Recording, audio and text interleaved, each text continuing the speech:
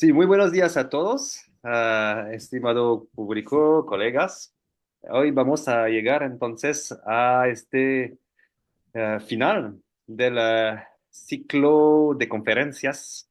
Primero quiero expresarles mis sinceros agradecimientos por la participación, activa participación, en su compromiso, el entusiasmo que todos ustedes han aportado durante este ciclo de presentaciones alrededor de la rupestre y de su conservación.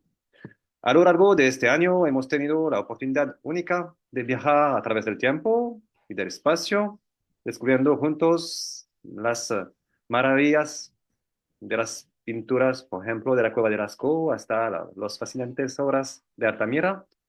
Pasamos igualmente por los tesoros de Naxtunich en Guatemala y otras cuevas en México y en muchos lados del mundo, como lo pudimos ver con la conferencia de la UNESCO. Cada sitio creo que nos ha abierto una ventana hacia las antiguas civilizaciones, hasta sus creatividades, su relación compleja con la naturaleza, lo sagrado y el misterio de la existencia. Estos momentos de intercambio no habrían sido posibles sin la diversidad y la riqueza de las disciplinas representadas en nuestras reuniones. Hemos tenido el privilegio de escuchar expertos en diferentes campos, desde la conservación, la restauración, la arqueología, hasta la epigrafía y la físico-química.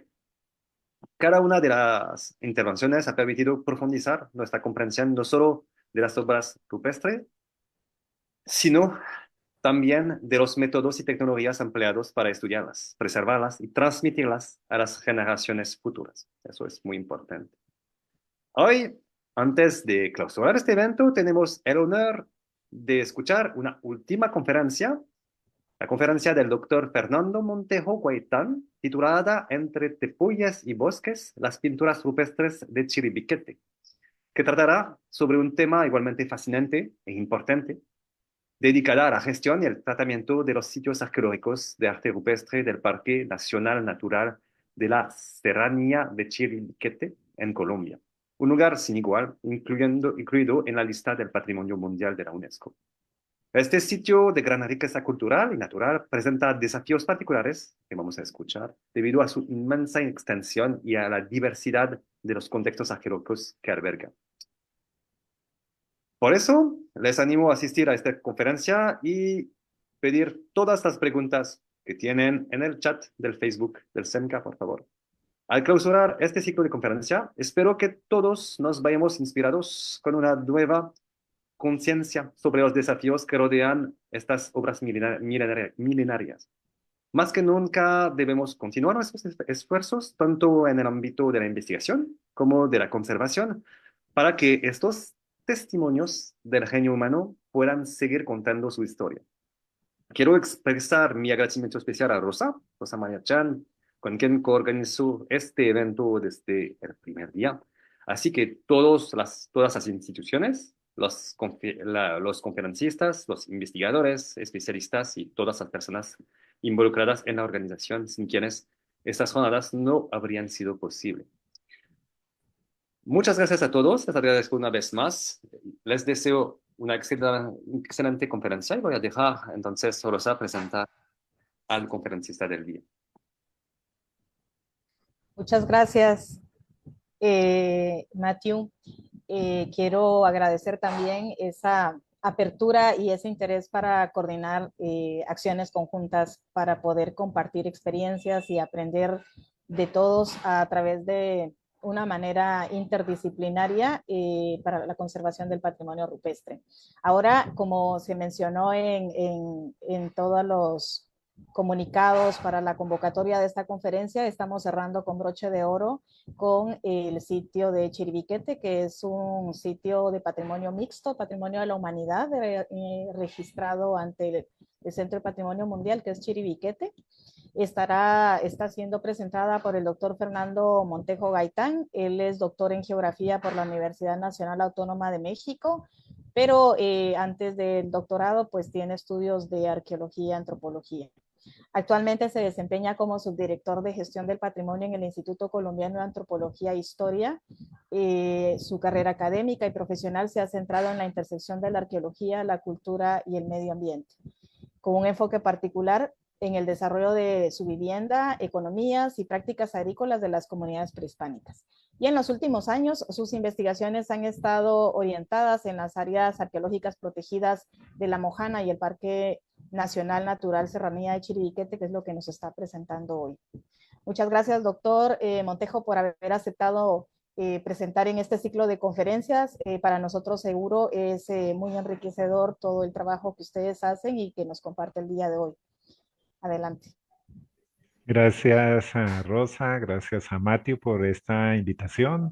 Es fantástico poder estar aquí con ustedes y conversar un rato sobre este lugar tan especial, tan emblemático, tan importante para mucha gente, para muchos grupos indígenas en el Amazonas y para tantas otras personas que aunque no vivamos en ese lugar, pues resulta realmente significativo poder acercarnos, tener una percepción y tener, digamos, una mirada, así sea lejana, a un sitio de estas características. Entonces, muchas gracias a ustedes por invitarme a esta sesión. De verdad me siento muy complacido. Este trabajo que presento son parte de los resultados que tenemos de un trabajo realizado el año pasado, en 2024, aunque como ustedes lo mencionaron, el sitio fue inscrito en 2018 en la lista de Patrimonio Mundial. Y el año pasado, en 2024, bajo fondos del Fondo Embajadores de los Estados Unidos, pudimos adelantar un proyecto de investigación arqueológica y un trabajo de estados de conservación en el que también participaron otras instituciones como la ENCRIM del INA en México y como la Universidad de Carleton en Canadá, quienes junto con el ICANN hicimos un trabajo muy importante sobre pinturas rupestres en el Chiribiquete, estos sitios tan claves en el contexto amazónico colombiano. Como les mencionaba, Chiribiquete está ubicado en el Amazonas colombiano, en dos departamentos que ustedes ven ahí en el mapa de la parte superior. Dos departamentos se denominan el Guaviare y el Caquetá. Son dos departamentos que tienen juntos, pues, una importante porción del bosque húmedo tropical del país. ¿M? En este lugar se ubica, en estos dos departamentos se ubica pues, la extensión completa del Chiribiquete, del Parque Natural, que volvió perdón, se volvió área natural protegida hace al menos 33 años atrás por Parques Nacionales Naturales de Colombia. Es decir, ya tiene una protección desde hace un tiempo largo por parte de la institucionalidad colombiana. ¿M? En este lugar, y eso vale la pena resaltarlo, pues los bosques y las dinámicas naturales y culturales se han mantenido pues por cientos de años sin que una intervención por procesos, digamos, externos de los que conocemos nosotros, digamos, en Occidente o procesos de colonización de los que tenemos en los últimos 400 o 500 años aquí en el norte de Sudamérica, pues hayan intervenido grandemente estos lugares. No ha sucedido y por lo tanto, tanto los procesos, como les mencionaba, naturales y culturales, pues mantienen esas dinámicas propias de estos lugares. Y eso pues ha hecho que pues hoy en día pues podamos tener de manera fantástica unos valores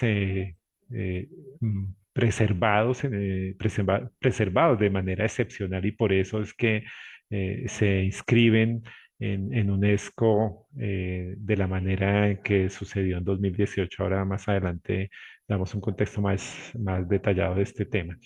Y en ese ámbito es que desarrollamos un proyecto de investigación con un objetivo principal de dar un registro detallado y unos diagnósticos de estados de conservación en Chiribiquete, ¿no? En la parte cultural, sobre esas pinturas que resultan tan interesantes en este contexto de tepuyes, que es una formación rocosa de las más antiguas del planeta, que son rocas del Cretácico, rocas de las más, vuelvo y repito, del escudo guyanés, que están en estos lugares y que tienen estas formaciones que son como unas mesas y con unas paredes muy verticales en muchos casos, en donde pues se realizaron estas pinturas rupestres. Y allí entonces tenemos nosotros unos objetivos o tuvimos unos objetivos relacionados con tener unos diagnósticos de los estados de conservación de las pinturas rupestres y realizar pues proporcionar una base científica para futuros procesos de conservación y estabilización.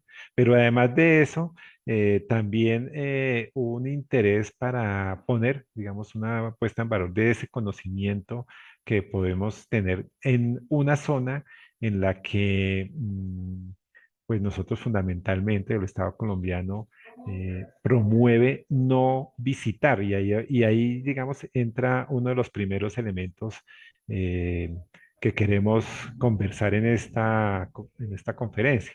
Tenemos 4,2 millones de hectáreas, que es el área que está tanto protegida por parques nacionales naturales de Colombia, como inscrita también, digamos, ante UNESCO en la lista de Patrimonio Mundial. Entonces, ya es un elemento principal de análisis. Un área enorme, cómo se protege un área de esa magnitud. ¿Ah? Y además, em, eh, llegar a elevarla a esta categoría, pues trae, digamos, pues esas preguntas de cómo se eleva a esta categoría cuando empiezan a haber intereses de visitarla, ¿no? Y nosotros, justamente, o el Estado colombiano más bien, está interesado en protegerlo a un nivel tal que son unas zonas que en cambio no están abiertas a visita, porque son zonas que tienen, digamos, su mayor nivel de protección, pero sí tienen unas zonas de amortiguamiento en donde, por supuesto, es posible la visita, pero ya están, digamos, esas zonas por fuera de las zonas, digamos, protegidas a su mayor nivel. Y esas zonas de amortiguamiento están en un sitio que se conoce como la Serranía de la Lindosa, que se ubica muy cerca a un casco urbano en el Guaviare, en el departamento del Guaviare y en el casco urbano de San José del Guaviare, que en cambio también, pues esa zona sí es una zona fácilmente visitable, con todas las condiciones para encontrar, digamos, tepuyes con pintura rupestre y hoy en día gestionada por comunidades locales, que ese es un modelo muy interesante para la gestión de sitios de patrimonio cultural, gestionada por las comunidades locales, colonas, de manera, digamos, población colona que llegó a esos sitios en los últimos 80 años y que hoy en día, digamos, zonas que otrora tiempo fueron sujetas a conflicto armado, pero que hoy en día están en procesos de posconflicto, digamos, en una transición importante. Una vez se firman los acuerdos de paz, empieza una transición importante y hoy en día las poblaciones pues transitan hacia unas economías lícitas y entre las cuales se encuentra pues la gestión de sitios de patrimonio cultural o patrimonio arqueológico. Ese es un modelo interesante de transformación pues de economías locales y de, digamos, en las cuales el ámbito cultural se inserta, digamos, vuelvo y repito, en estas economías.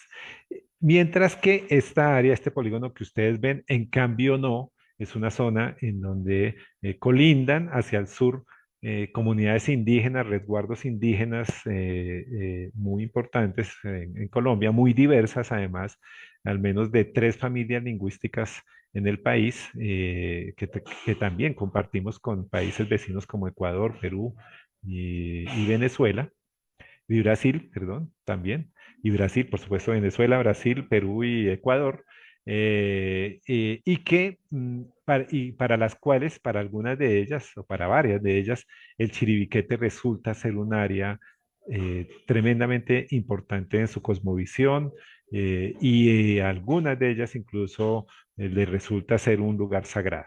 Entonces, ahí hay unos elementos claves de cómo entonces Chiribiquete comienza, digamos, para el Estado colombiano a considerarse un área para protegerlo a su mayor nivel. Por eso es un área que no se visita, en fin, y que se evita, digamos, su ingreso al mismo, salvo pues para la gestión y monitoreo de la preservación y conservación de sus ámbitos culturales y naturales.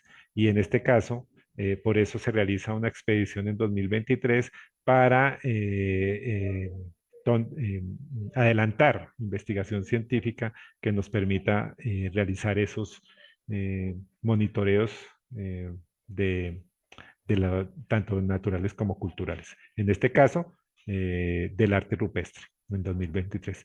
Allí, en estas formaciones de tepuyes, aquí tenemos un caso, un tepuy, que fue el tepuy que investigamos en ese año, en el año anterior, en donde ustedes ven en los cuadritos rojos, en los rectángulos rojos, las paredes en las cuales realizamos nuestros estudios.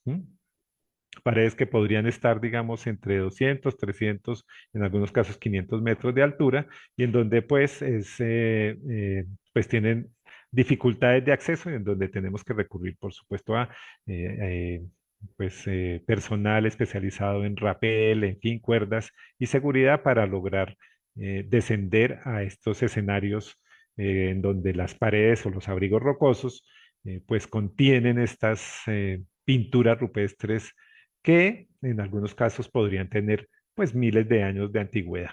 Ya estos sitios fueron investigados en la década del 90 y digamos que son las primeras investigaciones que se realizaron. Allí fueron investigadas por el arqueólogo Carlos Castaño, quien, entre otras cosas, también adelantó el dossier que condujo a la inclusión de este sitio en la lista de Patrimonio Mundial, en colaboración tanto de parques nacionales como de DICAN en 2018. Carlos Castaño tiene varias fechas bastante tempranas para estos sitios, fechas de radiocarbono que fueron recolectadas en esa década, en la década de los 90. Posteriormente, digamos, hay un tiempo en donde no se adelantan investigaciones y ahora, con motivo de la inclusión, o sea, de los estudios que conducen a la inclusión del sitio de Patrimonio Mundial, se vuelven a hacer investigaciones tanto arqueológicas como biológicas para alimentar el dossier que conduce a la inclusión, como les mencionaba, del sitio en la lista de Patrimonio Mundial. Las pinturas rupestres, Carlos Castaño tiene un inventario de más de 50 paneles rupestres en este lugar. Y esa es apenas una muestra de los seguramente muchísimos más paneles rupestres en esta parte norte de la serranía del Chiribiquete, que como les digo es una formación rocosa del escudo guyanés, que geológicamente es de lo más antiguo del continente suramericano, en términos geológicos. Eh, y son formaciones de rocas sedimentarias, cuarcíticas en su mayoría, y en donde por la fractura y la composición de la roca, pues hay una fractura que permite, digamos, la creación de estos abrigos rocosos con unas superficies muy propicias para la pintura rupestre. Esto no sucede, digamos, en todas las paredes de los tepuyes. Esto sucede en algunos casos en particular, en donde hay justamente unas cornisas que permiten, digamos, o que permitieron que estas poblaciones realizaran estas pinturas como las ven ustedes. La variedad, la extensión, más bien, la extensión, la altura, El tipo de pinturas pues es muy variada. Carlos Castaño calcula en más o menos en el inventario que tiene él cerca de 70.000 figuras rupestres hasta el momento. Nosotros ampliando ese inventario, el año pasado logramos ampliar el inventario 15 paneles rupestres adicionales. Ahora más adelante les hablaré un poco más sobre ellos. Y son pinturas realizadas con minerales locales, ¿ah? En su mayoría óxidos o minerales con contenidos de óxidos de hierro, rojizos, como lo ven ustedes, y donde la iconografía es particularmente mm, muy realista. Ya Carlos Castaño establece, digamos, dos grandes tradiciones, y esta la denomina la tradición chiribiquete, en donde pues se pintan figuras de fauna y flora muy propia de la región del bosque húmedo tropical amazónico, en donde predominan ciertas figuras como el jaguar, ¿no? Los venados, en fin, especies de mamíferos, especies de peces, y algunos personajes algunas escenas de rituales que ya luego vamos a mirar, ¿no? Entonces, aquí vemos el área en donde trabajamos nosotros en 2023. Trabajamos en este tepuy, identificamos en este tepuy cerca de 5 espacios de pintura rupestre, y en esos espacios realizamos nuestras actividades. Una parte importante de las actividades que realizamos fue la adquisición de datos para obtener modelos fotogramétricos y modelos de láser escáner, ¿ah? Que en oficina pudiésemos mm, unir para crear un solo modelo único que nos sirviera para hacer monitoreos de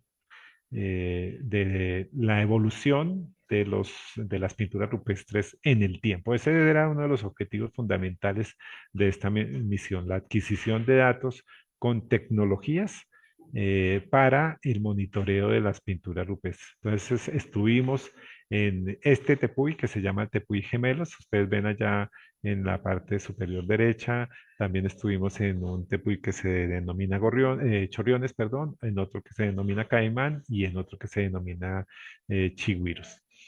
Realizamos un sondeo arqueológico, obtuvimos muestras para hacer datación por arqueomagnetismo, y realizamos, como les decía hace un momento, la documentación e inventario de arte rupestre de al menos 8 paneles rupestres, ¿no? Y se identificaron 15 paneles rupestres adicionales para aumentar el inventario de los 50 que ya el colega Carlos Castaño había identificado anteriormente. Y adelantamos un análisis arqueobotánico de un sondeo arqueológico que realizamos en uno de los tepuy. En esos trabajos pudimos obtener también algunas fechas por radiocarbono que nos arrojan una edad para unas profundidades en nuestra excavación de entre 51 metros de profundidad, de fechas de 2600 más o menos 30 antes del presente, fechas calibradas. Y presencia de materiales líticos, tanto de estas rocas cuarcíticas que tenemos sedimentarias de fractura burda, de la propia roca de las paredes, que asumimos que no necesariamente son rocas usadas como herramientas, por su mala fractura, asumimos que no fueron artefactos, pero también identificamos algunos elementos en CHERT, en mínima cantidad, dado que el sondeo nuestro es un sondeo pequeño, excavado estratigráficamente, pero son algunas lascas y algunos raspaderos que identificamos en CHERT y Quartz. Y en el análisis que se adelanta de antracología, que lo adelanta un arqueobotánico que se llama Omar Ortiz, eh, él es puertorriqueño, arqueólogo también. Él identifica, él está apenas en los análisis iniciales, pero identifica algo muy importante y es una selección en el tipo de maderas que se utilizaron para el fuego. En un caso, identifica que los recursos utilizados son, en efecto, son recursos, identifica 18 tipos taxonómicos. Eso es una variedad enorme, digamos, bastante grande de los recursos maderables. E identifica que el recurso maderable corresponde fundamentalmente a ramas, no a troncos gruesos, sino a ramas. La selección, ramas que ya estaban secas al momento en que fueron recolectadas y puestas o usadas para realizar, digamos, las fogatas pues, que condujeron a su carbonización. Esos son elementos ya preliminares claves, digamos, que nos conducen un poco a cómo se usaron los recursos en el pasado en estos bosques. ¿Eh? A futuro, pues obviamente los análisis están apenas en proceso, pero se busca al menos llegar a familia o género en estos análisis antropológicos que nos ubiquen cómo eran las preferencias en la selección o en el uso del bosque para estas poblaciones en este tiempo. ¿Sí? Y también encontramos algo muy particular y es que los sitios tienen en superficie, podemos identificar actividad humana que podría corresponder en algunos casos, eso lo estamos analizando, en algunos casos a una actividad que podría corresponder a alguna actividad contemporánea o al menos de décadas atrás. Eso está en análisis todavía con algún uso, esta por ejemplo es unas semillas de Ciagrus orinocensis, identificada por un colega que se llama Gaspar Morcote, que además en conversaciones con él puede corresponder a las mismas que se están pintando en el arte rupestre, a las mismas que la tenemos ahí en la mano derecha. Entonces, es la posibilidad de hacer la correspondencia entre la pintura rupestre, lo que estamos encontrando en la evidencia arqueológica e incluso en superficie, e ir reconstruyendo, digamos, esta historia del tiempo largo en el uso y la importancia de estos sitios de tepuyes con pintura rupestre para estas poblaciones en el Chiribiquete. ¿Mm? Es decir, tenemos un bosque húmedo tropical, tenemos unos ambientes naturales diversos, tenemos unas poblaciones en la larga duración cuyos lugares hoy nos evidencian, digamos, unas acciones humanas de importancia cultural, ¿ah? En el largo plazo, vuelvo y repito, que nos están hablando seguramente de miles de años, en donde nosotros apenas estamos esbozando lo que pudo haber sucedido ahí a través de estos miles de años, en donde hoy en día tenemos una evidencia incluso en superficie de una actividad humana muy profusa. ¿No? Y eso hace de Chiribiquete un espacio pues muy vivo, ¿no? Que hay que proteger enormemente. Y ahí me voy, digamos, a los aspectos que tienen que ver con la gestión de estos sitios.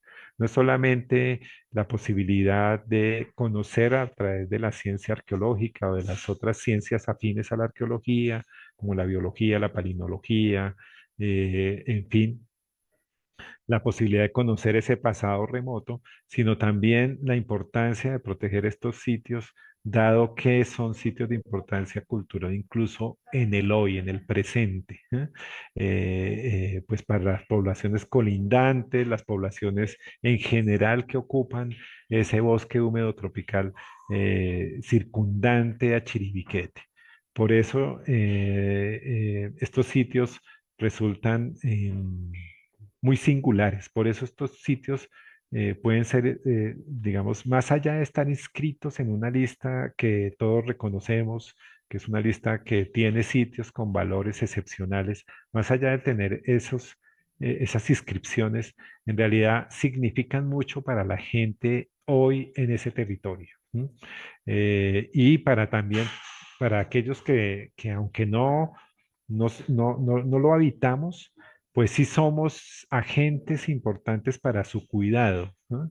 Eh, eh, eh, ¿Y cómo somos agentes importantes en el cuidado? Evitando que externalidades puedan llegar, digamos, a alterar esas dinámicas, vuelvo y repito, tanto naturales como culturales, que puedan llegar a afectar una dinámica cultural y una dinámica natural que está muy presente, muy viva en el lugar. ¿Sí? Ahí hicimos unos muestras de arqueomagnetismo, varias pruebas sobre que buscaba datar la pintura en algunos de estos lugares. Varias muestras tomamos. Una de ellas nos resultó positiva.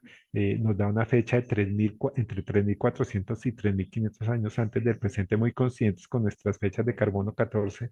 Lo importante de esta fecha es una sola fecha entre las muestras que obtuvimos, es la posibilidad de datar directamente la pintura rupestre, que no lo habíamos hecho aún, al menos en Colombia. Y eso abre una ventana importante de posibilidades para el arte rupestre en Colombia, bueno, y en otros lugares, por supuesto, para empezar a datar directamente la pintura, estos espacios pictóricos en Colombia. Entonces, esa fecha resulta icónica, bueno, un hito completo en nuestro contexto de Chiribiquete. Como les mencionaba, hicimos un proceso de documentación completo de las pinturas a través de láser escáner, acá con un colega en el instituto que se llama Carlos Reina, que es el experto en adquisición de imágenes a través de láser escáner y fotogrametría, y logramos entonces tener modelos con alta precisión, muy bien geoposicionados, en fin, que nos permitirán, pues se generan estos modelos que estamos viendo acá. Que, perdón, Matthew, ¿me podrías ir avisando cuánto tiempo me queda, que yo olvidé poner mi reloj para no pasarme? Puedes continuar, Matthew está ahorita Ah, ok, ok. apagado. Sí, puedes continuar, no te preocupes. Ok, bueno. Entonces, estamos con nuestros modelos. Estos dos modelitos son del sitio visitable, del sitio que sí tiene visita, digamos, y que es del área de amortiguamiento de Chiribiquete. Se denomina el panel Dantas y el panel largo en la serranía de La Lindosa. Tenemos un video de producto de este, de este trabajo de fotogrametría y láser escáner que realizamos allá en la Mendoza. Voy a adelantar un poquito, que es bastante lento. Pero bueno, ese es, digamos, los modelos que después servirán también, no solamente para los monitoreos, sino para productos seguramente museográficos. Ay, perdón, me salí de la presentación, vuelvo a hacer. Listo. Este es uno de los paneles en Chiribiquete que fue el que usamos para la excavación. Este es otro de los paneles más conocidos allá en Chiribiquete, y estos son, digamos, de los sitios que estamos trabajando para fotogrametría en áreas de actividad. Y estos son, digamos, los productos que tenemos para conservación, que se trabajan, digamos, bueno, aquí en esta presentación no vamos a presentar ese capítulo porque corresponde a las expertas que lo adelantaron, y más bien voy a referirme a los trabajos de prospección y de inventarios que realizamos, como les dijimos, hicimos más o menos unos 15 nuevas identificaciones de sitios rupestres en esta parte norte. Eh, eh, Normalmente, pues estos nuevos hallazgos pues, requieren ese sobrevuelos para poderlos identificar y se georreferencian y después se vuelve a ellos a través de ya un trabajo de campo y de identificación a través de rapeles, en fin, para poder llegar a ellos. Son nuevamente sitios muy importantes, muy profusos en materia de pintura rupestre, que seguramente pues van a ser posteriormente analizados en el futuro. De los análisis iconográficos, estos los está adelantando un zoólogo que trabaja acá en Colombia, que se llama Carlos Lazo. Él está haciendo toda la identificación, trabaja en el Instituto Humboldt aquí en Colombia, y él pues tiene una metodología que ha permitido, pues por supuesto, identificar eh, categorías de, de, de grupos taxonómicos, ¿no? Tiene varios tipos de figuras, hace pues las figuras zoomorfas, fitomorfas, antropomorfas, bueno, en fin, varias de ellas, y identifica varios grupos zoológicos, mamíferos, aves, reptiles y peces. En mamíferos ha identificado al menos, es uno de los grupos más diversos, al menos 8 especies ha identificado en los grupos de mamíferos, más o menos 136 figuras, en un panel, perdón, me olvidé decirlo, en uno de los paneles que estamos trabajando. 8 especies identificadas, 136 figuras contabilizadas, que es más o menos el 61%.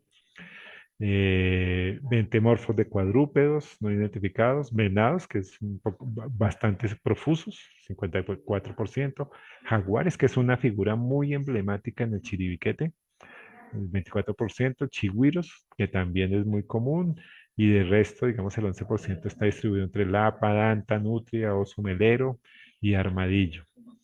El segundo grupo importante diverso es el de peces. ¿M? Ahí también tiene, digamos, 8 especies identificadas. Bueno, y otras especies que también identifica a través de su análisis como piraña, cachama, palometas, en fin, bagres. ¿M? En aves ya hay menos, pero hay algo muy interesante. Hay unas aves en manada. Eso es muy común en algunos paneles rupestres de Chiribiquete. Hay, bueno, reptiles también hay. ¿M? Y bueno. ¿M?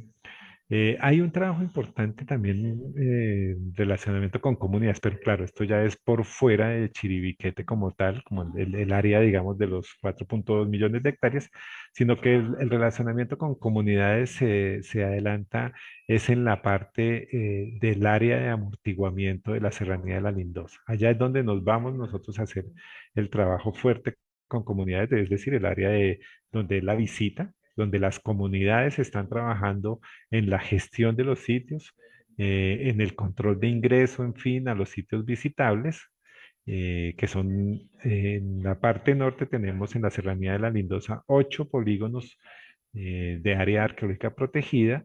3 de ellos son visitables, se denominan, uno se denomina el Cerro Azul, otro es Nuevo Tolima y otro Raudal, esos son los visitables, y ahí las comunidades son las que gestionan los lugares, controlan las capacidades de carga y demás. ¿M? Con ellos hay trabajo de acompañamiento muy de cerca desde el instituto, desde el ICANN, para todos los temas relacionados con la protección, el cuidado, en fin, las políticas de manejo de público, en fin, de turismo y todo lo relacionado pues con estos sitios.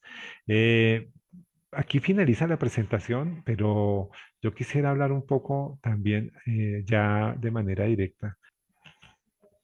Digamos, cómo es el modelo de gestión aquí en general de Chiribiquete.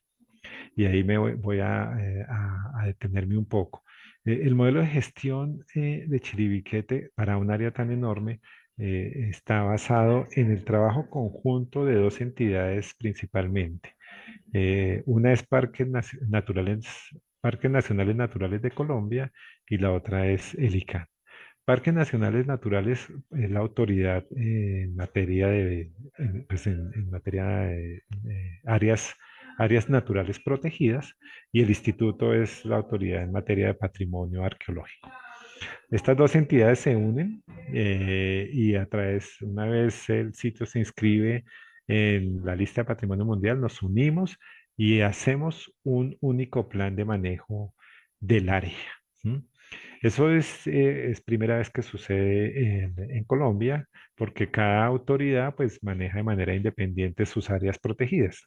Ellos tienen varios parques naturales en Colombia, nosotros tenemos 22 áreas arqueológicas protegidas en el país, pero cada uno, digamos, es autónomo y hay independencia. En el caso de Chiribiquete, nos hemos unido en una alianza, una unión de esfuerzos para gestionar cada una, por supuesto, desde sus competencias, el área de Chiribiquete.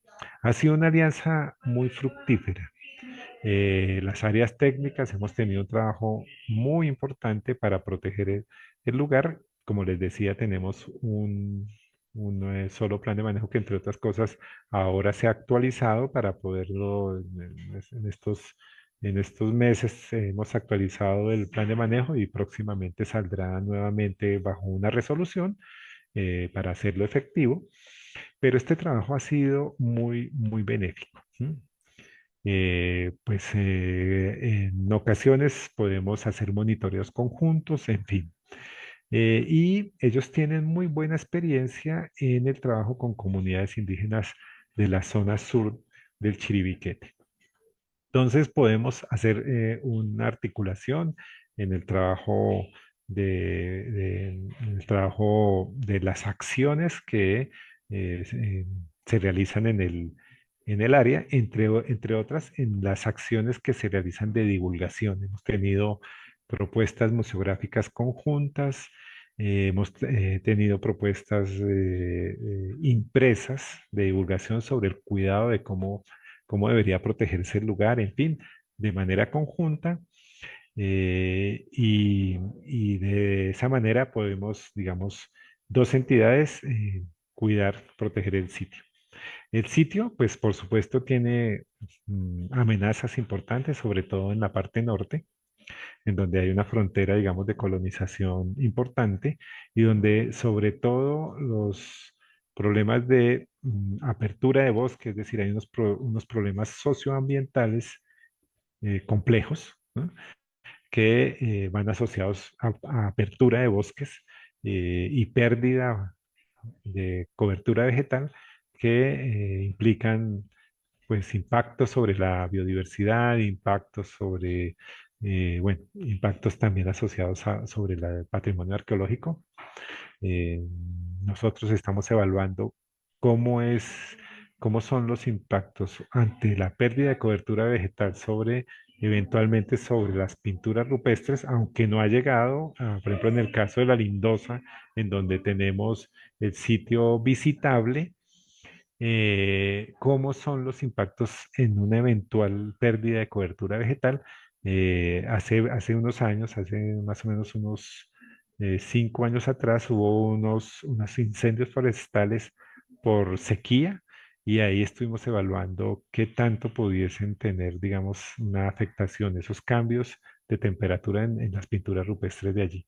También estamos en la perspectiva de hacer evaluación sobre pues pues estar cerca a centros poblados puede llegar a generar, o bueno, sí, lluvias ácidas, que como saben, esas lluvias ácidas podrían también impactar las pinturas rupestres.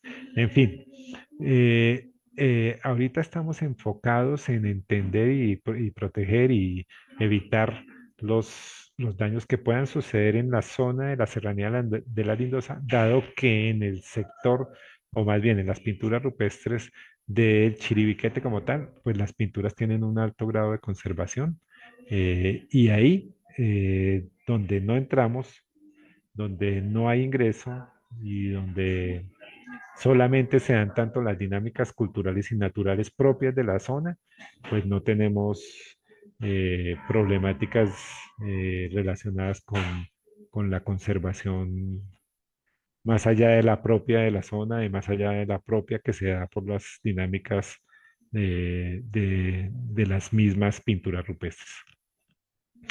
Em, Eso es, digamos, lo que les quería compartir. Si hay preguntas, estoy aquí ya disponible. Primero, muchas gracias por la presentación que hiciste, Fernando. Muy interesante este sitio. Es definitivamente una joya. Y yo aprendí muchas cosas sobre su ubicación, sobre los aspectos culturales, arqueológicos, sobre la diversidad de las pinturas que hay allá. Ah, yo tenía una pequeñita pregunta de interés, vamos a decir. Es saber si las pinturas que hay en el sitio, no sé si a nivel estilístico se pudieron tal vez vincular con otras de la zona, otras de la área, o es algo que hay, que este estilo, esta cantidad realmente de tremenda de pinturas, se ve solamente en el sitio de Chiribiquete. Pues como les decía, Carlos Castaño, quien es la persona que las ha estudiado más, tiene las ha clasificado como en dos tradiciones. A una la llama la tradición chiribiquete, que es estas que ustedes vieron, que son muy comunes en todas las 50 paneles que se han identificado allí, que son pinturas muy hiperrealistas, o sea, que están pintando la figura, la fauna y la flora que es circundante. Hay menos figura geométrica o abstracta. ¿M? O sea, las hay, pero hay en menor cantidad, frente a las que están en la lindosa, que son unas figuras, ahí hay más geometría y más figuras abstractas. Y por supuesto ya en el Amazonas, ya en más general, ahí ya las figuras se vuelven muchísimo más diversas y hay mucha geometría, en fin. ¿M? Entonces sí hay una diferencia, ¿no? Aunque Carlos establece unas relaciones, Carlos Castaño, con Brasil, por supuesto, con las pinturas rupestres de Brasil, en fin. Y en sus últimos estudios, seguramente él está, por lo que por comunicación personal me dijo, está estableciendo también otras relaciones, incluso más allá del continente. Pues seguramente lo publicará en sus futuros trabajos. Pero sí, él establece relaciones en la Panamazonia, establece relaciones. Yo particularmente pienso que ahí en el Amazonas, digamos, en la zona del Guaviare y del Caquetá, sí o sea, está Chiribiquete y hay pinturas muy similares a estas. Están en todo el río, hay un río que se llama el río Guaviare, ¿no? Que desemboca en otro río que se llama el Inírida, más al oriente del país y que finaliza en el Orinoco, que es la frontera entre Colombia y Venezuela. Esas son zonas muy importantes, pienso yo, en este momento, como zonas que estuvieron vinculadas seguramente en tiempos remotos por esta movilidad de poblaciones que todavía no hemos explicado desde la arqueología, pero yo sí he tenido noticias de pinturas rupestres que he visto, me han compartido fotografías de pintura rupestre muy similar a la que estamos viendo en Chiribiquete. Entonces, esto no es exclusivo de la serranía de Chiribiquete. Estas pinturas, ya tenemos noticias de pinturas que están en otros abrigos rocosos, no en formaciones tepuyanas, pero sí en abrigos rocosos que están localizados más al oriente de Chiribiquete, que están en esta zona media entre Chiribiquete y, digamos, la frontera con Venezuela, con pinturas muy similares a estas, muy similares. Esas tendríamos que estudiarlas para mirar si en efecto corresponden a estas mismas pinturas o a poblaciones que en algún momento tuvieron una movilidad más amplia y pudieron, digamos, pues estar en zonas de influencia con Chiribiquete. Entonces, ¿qué quiero decir acá? Que las poblaciones, por supuesto, y en rangos temporales muy amplios, pues tuvieron una movilidad amplia, ¿no?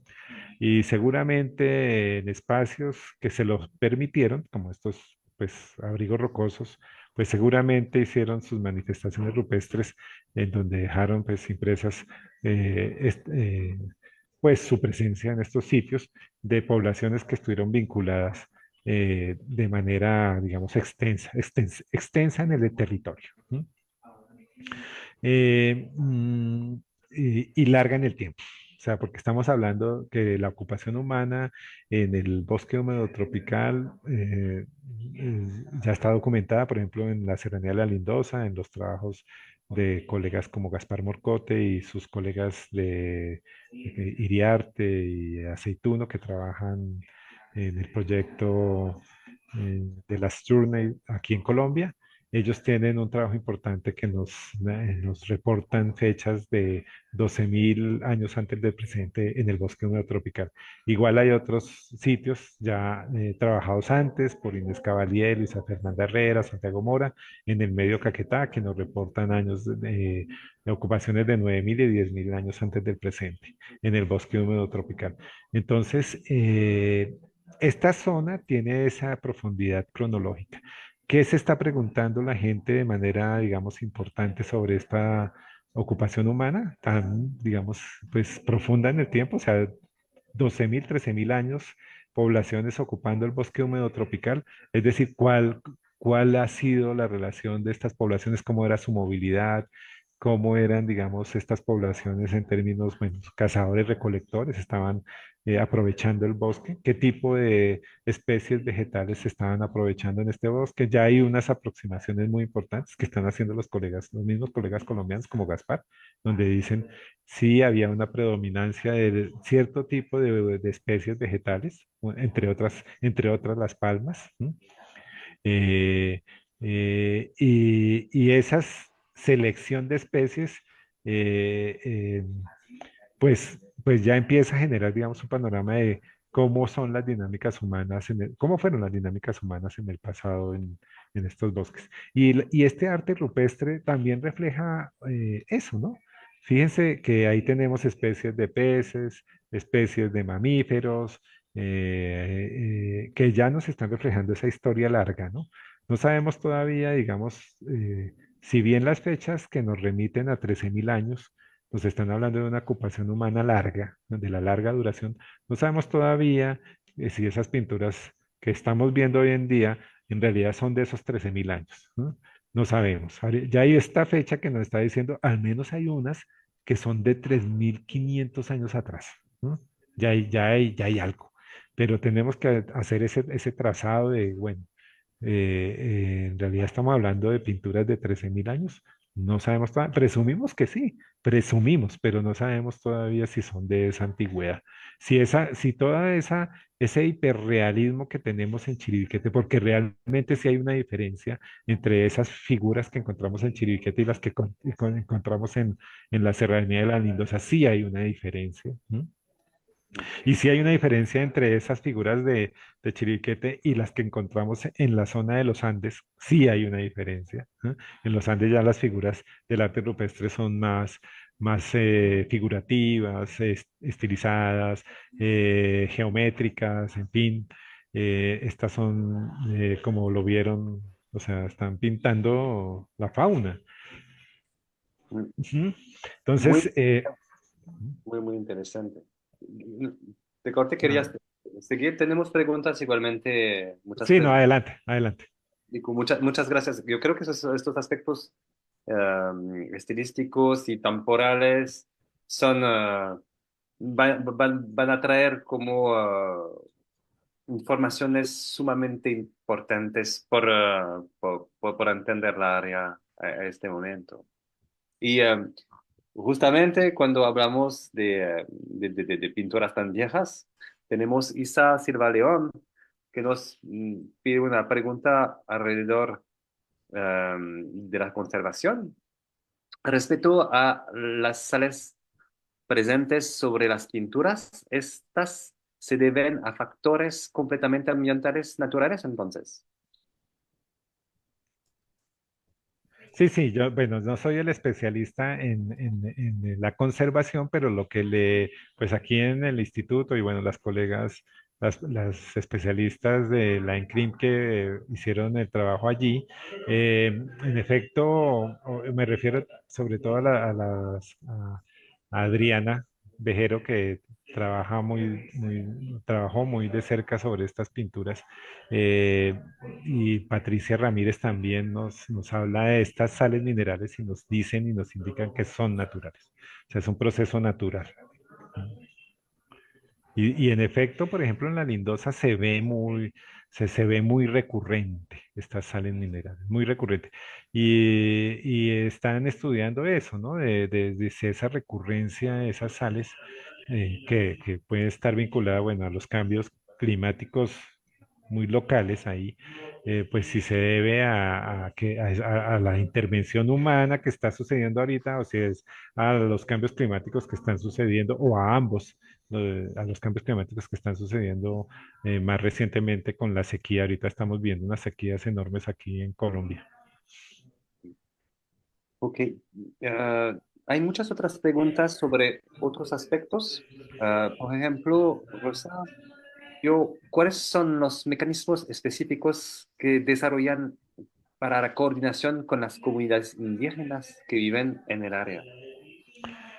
Sí, mire, hay un trabajo, como les mencionaba, el trabajo más importante que se hace de coordinación en la parte sur, que son varios resguardos indígenas en la parte sur, lo hace fundamentalmente, esa coordinación la hace Parques Nacionales Naturales de Colombia, a través de varios mecanismos, mesas de concertación, talleres o trabajo de consultas. Aquí en Colombia hay un mecanismo que se llama consulta previa o, o trabajo directo con las comunidades de de reuniones concertadas, acordadas, en fin, que permiten, digamos, de llegar a acuerdos y aprobar esas acciones de conservación o esas acciones que se definen en la zona. Para el caso de las pinturas rupestres en la parte norte, el trabajo es distinto porque son con comunidades colonas. Ese sí lo lleva el ICANN, lo realiza el instituto y lo realiza básicamente a través de talleres. Ahí sí son talleres con las comunidades y de reuniones concertadas también, en las que podemos llegar ahí nuevamente a acuerdos y a trabajo conjunto. Y en ese caso son las comunidades, por eso decía que este modelo nos parece muy conveniente de manejo de sitios, pero adelantado por las comunidades. Nosotros acompañamos, por ejemplo, o adelantamos los estudios de capacidad de carga de los sitios y ellos son los que controlan, después ejecutan o sea, ponen en funcionamiento los estudios de capacidad de carga, o usan más bien los insumos producto de los estudios de capacidad de carga para ponerlos, digamos, en funcionamiento cuando están los ingresos de las personas a los sitios. Entonces, los mecanismos son esos básicamente. Muchas gracias. Tenemos una pregunta de Marlene Gánnica que nos está pidiendo qué tan grande es el riesgo del avance de la frontera humana. ¿Cómo hacer conciencia en las personas que avanzan y crecen junto a la zona protegida? Sí, ese es uno de los grandes, de las grandes dificultades, de las grandes complejidades que tienen, digamos, el territorio. Porque ahí es donde estamos nosotros, digamos, junto con parques y en realidad ahí sí es toda la institucionalidad. porque están, digamos, las alcaldías, las gobernaciones, el propio Estado en general, digamos, de cara a un problema fundamental que es la ampliación de las fronteras ganaderas, agrícolas, en fin, que crecen muy rápidamente, ¿no? Y que a veces no se pueden controlar fácilmente, ¿no?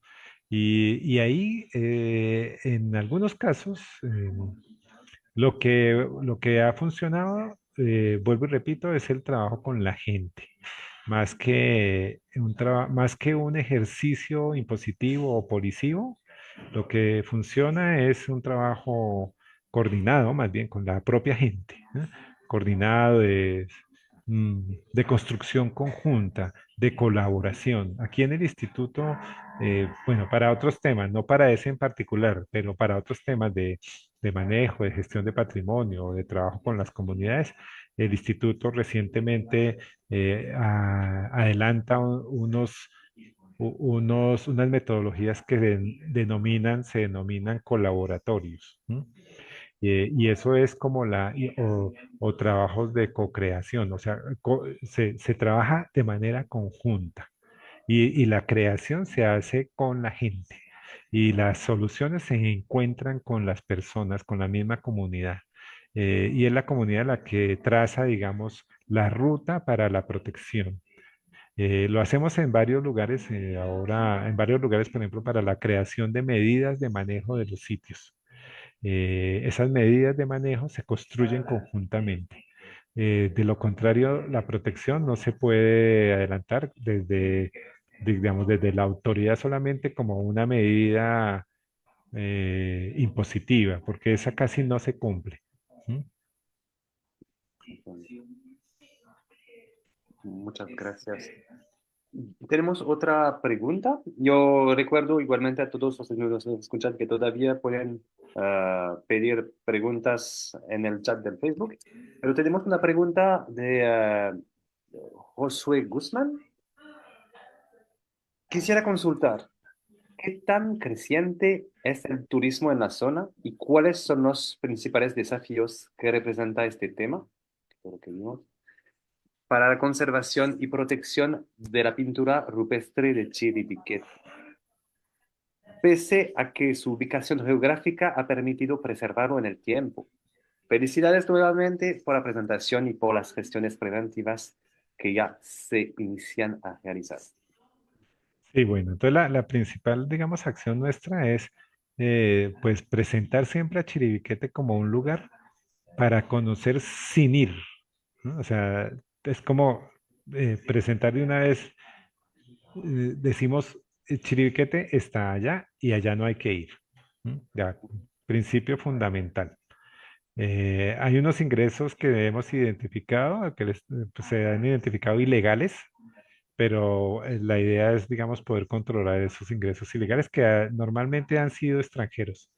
Pero ahora, como es tratar de elevar a la Lindosa como el sitio de visita y poderlo hacer muy visible de que Chiribiquete se visita a través de la Lindosa. La Lindosa es el sitio visitable. Ahora, los riesgos de la Lindosa, porque es el sitio de visita, ¿no? Entonces, él sí tiene muchos riesgos y riesgos de turismo, en fin. Y nosotros creemos firmemente que el modelo de gestión por comunidad es un modelo muy propicio para evitar esos riesgos, ¿no? Esos riesgos, porque la gente, y eso sí nos ha funcionado, em, que controlando uno de los elementos fundamentales, que la capacidad de carga, se controla muy bien la posibilidad de que se desborde y que el daño, que no haya control en sí, que no haya un control en el manejo del sitio, ¿no? O sea, la capacidad de carga es un elemento fundamental y se ha mantenido. O sea, ellos han sido muy rigurosos, la propia población, en eso.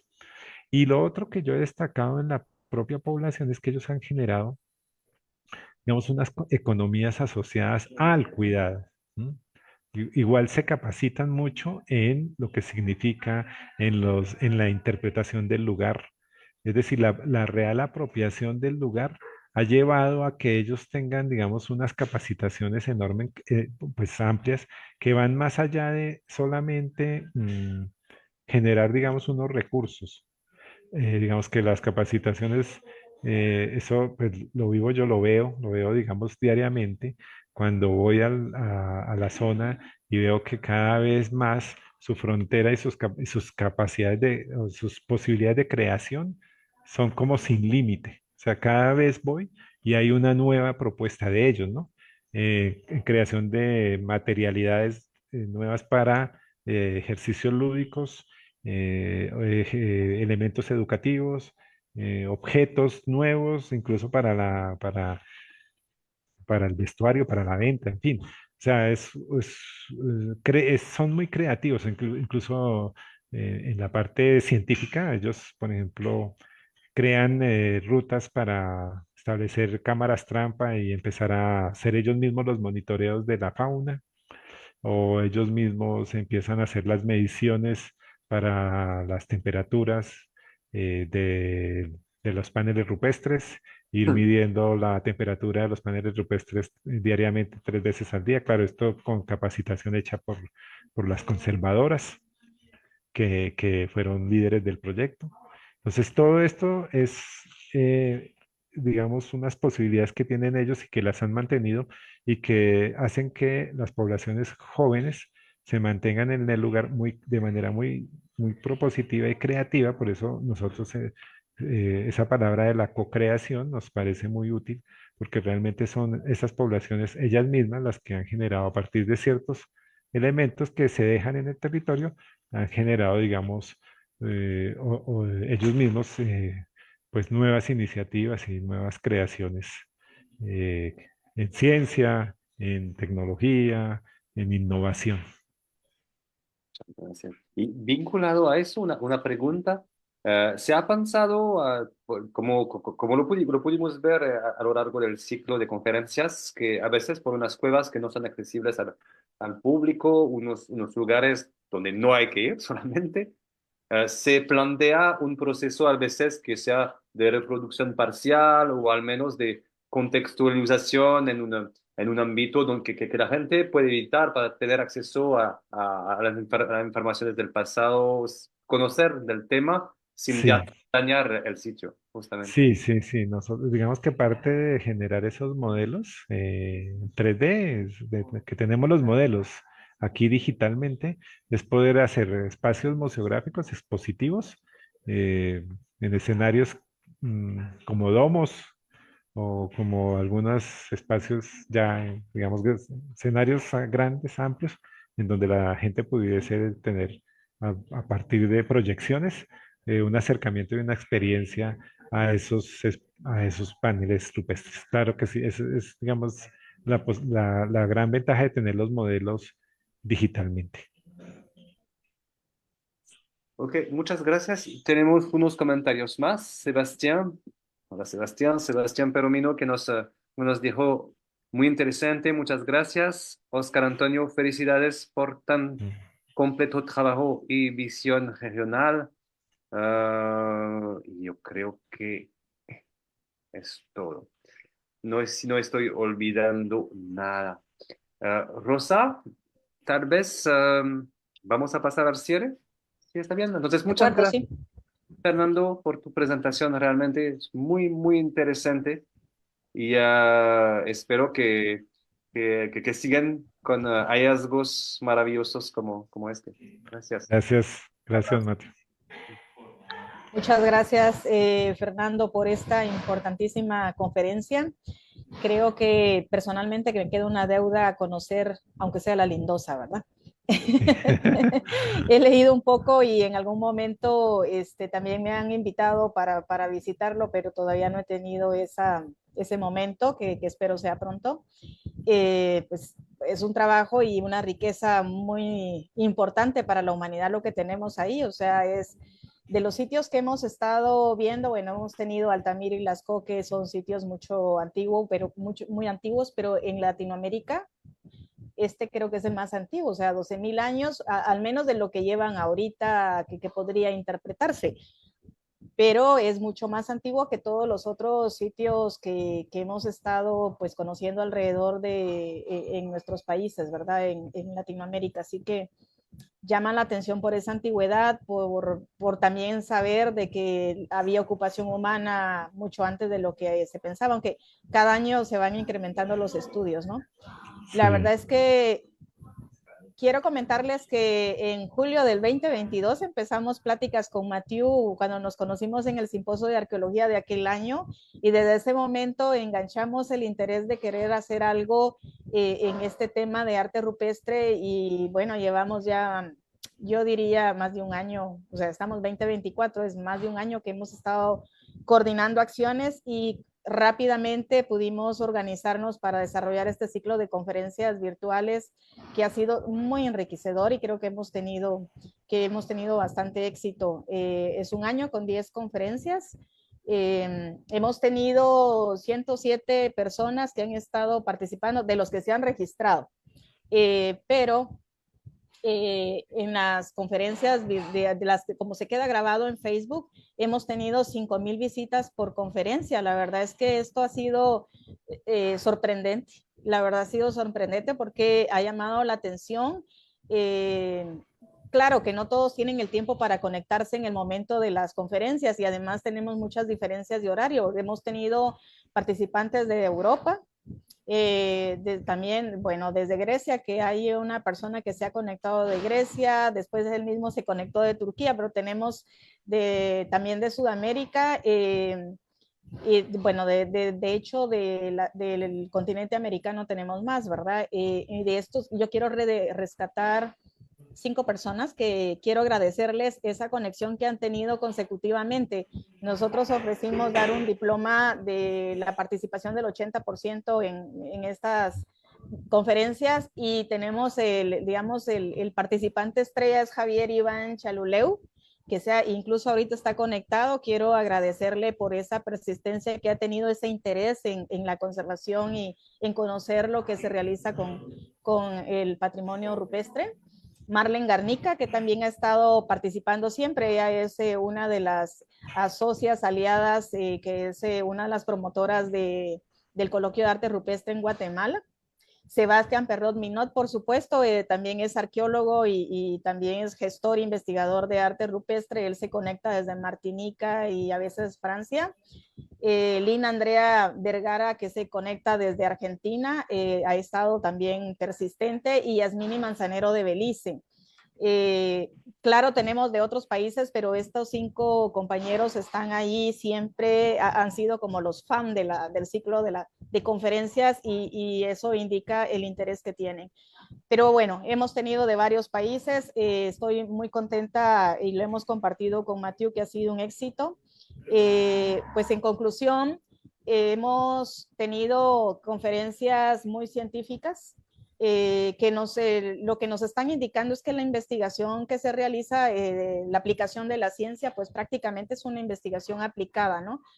Para conocer el patrimonio rupestre, pero también para conservarlo.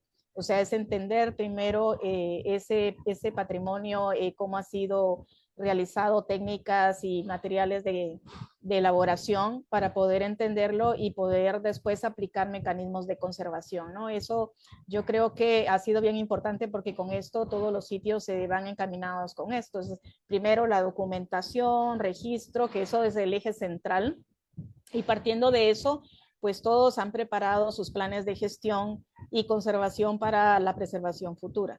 Y bueno, la otra cosa que va vinculada a la investigación científica, donde también se usa mucho la tecnología. Todo el mundo está ya ahora aplicando la tecnología a la vanguardia. Eso es bien importante, porque en algún momento, por cualquier desastre, pues nos quedan esos registros tecnológicos, ¿verdad? Para que lo conozcan las generaciones futuras. Y esto va acompañado del análisis de contexto también. O sea, ese contexto, que no todos están aislados en la selva o en el desierto, como hemos tenido con algunos sitios, sino también están muy cercanos también a comunidades humanas actuales. Entonces, ese conocimiento de contexto, ese estudio antropológico, ayuda mucho también para poder relacionarse con las comunidades actuales. Muchos de estos sitios son lugares sagrados, entonces tiene esa pertinencia, ¿no? Porque hay que pues tener un respeto a las prácticas culturales que ahí se desarrollan. Y con esto, pues también la conclusión que se llega con la mayoría de todos estos sitios es que estos sitios de arte rupestre no son para visita turística. Por la vulnerabilidad que tienen, por el riesgo en que se encuentran. Todos tienen cierto riesgo, incluso hay lugares que se han tenido que cerrar, como Altamira y Lasco, y ahora que vemos la experiencia de Chiribiquete, pues tampoco se permite el ingreso, o sea, no es deseable, ¿no? Por eso es que han establecido su área en la Lindosa para poder tener la visita turística, y eso pues es bien importante conocerlo, es que es una tendencia general porque hay mucho interés en la visita turística, pero eso también crea un daño. Y antes de pues, cualquier visita, aunque sea también para cuestiones de monitoreo, hay que tener mecanismos de conservación antes.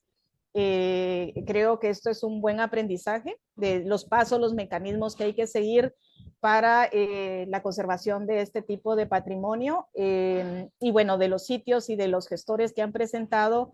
Estos sitios son, en la mayoría eran patrimonio mundial, o sea, ya registrados, o sea que tiene un valor universal excepcional importante, aparte a nivel internacional, pero también el nivel de gestión ha sido es mucho más alto, ¿verdad? De que otros sitios en los países. La presentación de la UNESCO pues reunió, digamos, nos dio una visión muy general del patrimonio rupestre a nivel global, que fue bien importante también conocer lo que existe y que es uno de los tipos de patrimonio que está tomando más auge tanto en la investigación como en la gestión. Así que bueno, ha sido todo un aprendizaje. La verdad estamos terminando el ciclo con muchos éxitos, satisfacciones, conocimientos, enlaces. Creo que estamos fortaleciendo esas redes de gestores, de investigadores de arte rupestre, de patrimonio rupestre, mejor dicho, pues todos ya enlazados, intercambiando esas experiencias que creo que podemos aprender y también compartir esa información para poder mejorar la gestión para la conservación que hacemos en nuestros países. Quiero darles también un saludo de nuestra colega María Fernanda Castellanos, oficial de Cultura de la UNESCO en Guatemala, que por razones de trabajo no pudo conectarse, pero ha sido también una de nuestras aliadas. Todo el proceso que hemos hecho con SEMCA y la iniciativa Nachtunich ha sido con el apoyo de la oficina de UNESCO Guatemala y de también dos fundaciones que nos ayudaron a convocar a través de sus redes, que sería la Fundación Propeten y la Fundación para la Conservación de Recursos Naturales y Ambiente en Guatemala. Y por supuesto, el grupo, la Asociación de Patrimonio Rupestre en Guatemala también. Quiero agradecerles a todos, ha sido un proceso de logística, de contactos, comunicación, y yo creo que la comunicación es el aspecto que nos ha llevado a tener más éxito. O sea, estas relaciones con todo el mundo, que ha sido interdisciplinario, ¿verdad? Ha sido muy satisfactorio. Con estos, con esta posición de satisfacción y de, yo diría, muy contenta, estamos muy contentos con Matthew. Queremos agradecer la participación de las 107 personas, más los que se conectaron hoy, que espero ver los registros en un momento. Agradecerles ese espacio que nos han dado de su tiempo para participar y para compartir. Fernando, te mando un fuerte abrazo hasta Colombia. Espero que sigamos en coordinación y en comunicación para cuestiones futuras. También al grupo de Vigías del Patrimonio que ha desarrollado Guillermo Muñoz, quien fue el que hizo el contacto para que estableciéramos el contacto contigo. Muchas gracias a todos. Con esto clausuramos este proceso de más de un año y estamos empezando ya a la segunda fase, que ya es un proceso de formación de personal guatemalteco para conservación de manera presencial y para iniciar el plan de conservación de las pinturas de Nachtunich. Muchas gracias a todos. Les deseo muchos éxitos en lo que viene y bueno, seguimos en contacto. Muchas gracias, Rosa. Y a Mateo también, de verdad, muy agradecido Gracias. por el espacio. Muchas Gracias gracias. a ti. Bueno, feliz tarde a todos.